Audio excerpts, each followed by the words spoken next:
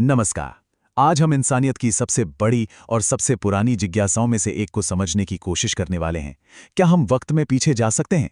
ये एक ऐसा सफर है जिसकी शुरुआत एक बहुत बड़े नुकसान से हुई, जिसे रहस्य ने और हवा दी और जिसे हमारे ही सच के नियमों ने चुनौती दी। तो ये कहानी किसी साइंटिस्ट की नहीं है। ये कहानी है एक बेटे की। साल था 1955 और रोनाल्ड मैलेट नाम का एक 10 साल का लड़का था। उस दिन उसने अपने पिता को खो दिया और उसकी दुनिया हमेशा के लिए बदल गई। अपने दुख के दिनों में उसे एक किताब में सहारा मिला और फिर उसी सहारे ने एक मिशन का रूप ले लिया। एक साइंस फिक्शन नॉवल ने उसके मन में एक ऐसा आइडिया डाल दिया जिसने उसकी पूरी जिंदगी को एक मकसद दे दिया। क्या हो अगर वो एक मशीन बना सके, वक्त में पीछे जा सके और अपने पिता से बस एक बार फिर से मिल सके। बचपन का यही सपना उस लड़के को, जो अब एक जाने माने एस्ट्रोफिजिसिस्ट रोनाल्ड मैलेट हैं, एक बिल्कुल नए और क्रांतिकारी आइडिया तक ले गया। उनकी थ्योरी ये थी कि अगर पावरफुल लेजर्स को एक रिंग में घुमाया जाए तो वो सचमुच में स्पेस टाइम के फैब्रिक को, यानी समय और जगह के ताने बाने को मोड़ सकते हैं और शायद इससे टाइम ट्रैवल मुमकिन हो सकता है। जाहिर है साइंटिफिक कम्युनिटी को इस पर बहुत शक था। उन्होंने टाइम ट्रैवल की सबसे बड़ी मुश्किलें सामने रखीं।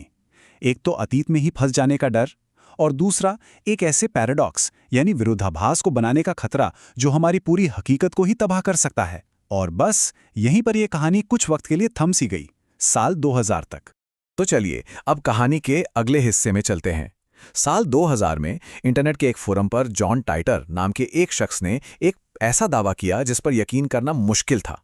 उसने कहा कि वो एक सरकारी मिशन पर है और उसे एक बहुत ही खास काम के लिए भविष्य से अतीत में भेजा गया है।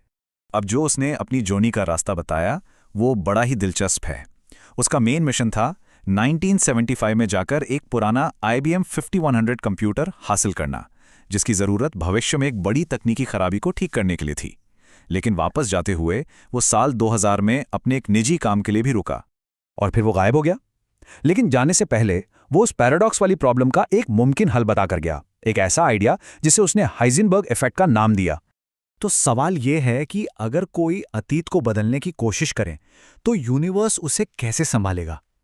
टाइटर की थियरी कमाल की है। इसे समझने के लिए हमें सबसे पहले सबसे मशहूर पैराडॉक्स को समझना होगा। ये है क्लासिक ग्रैंडफादर पैराडॉक्स। ये एक ऐसा लूप है जिसका कोई अंत नहीं, जो नामुमकिन है। सोचिए, अगर कोई कामयाब हो भी गया तो वो अपने ही होने की वजह को खत्म कर देगा, जिसका मतलब ये हुआ कि वो तो कभी था ही नहीं जो वापस जा पाता। टाइनेट का जो सॉल्यूशन था हाइजेनबर्ग इफेक्ट, वो ये कहता है कि यूनिवर्स किसी पैराडॉक्स को एक एरर, एक गलती की तरह देखता है और वो खुद ब खुद उस टाइमलाइन को ठीक कर देता है। मतलब अगर कोई कुछ बदलने की कोशिश करे भी तो हकीकत धीरे धीरे खुद को ठीक कर लेगी और उस बदलाव की किसी को याद तक नहीं रहेगी।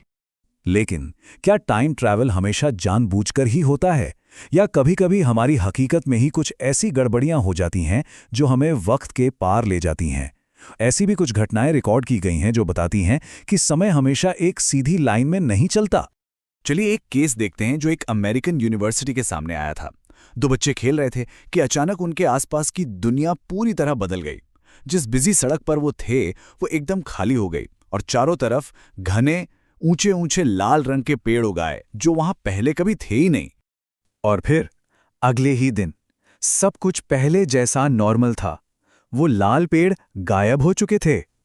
साइंटिस्ट का मानना है कि ये एक पैरेलल यूनिवर्स ग्लिच हो सकता है, एक छोटा सा पल जब दो अलग अलग हकीकतें एक दूसरे से टकरा जाती हैं।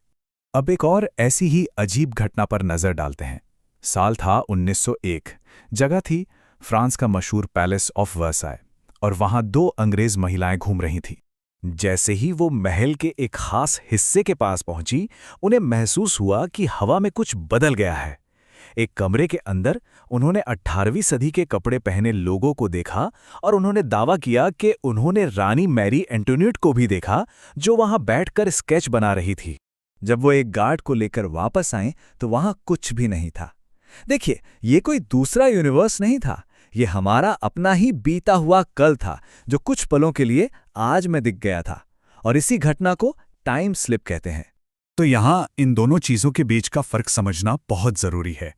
एक ग्लिच का मतलब है एक दूसरी जगह, एक दूसरी संभावित हकीकत देखना, जबकि एक स्लिप का मतलब है हमारी ही हकीकत में एक दूसरा समय देखना।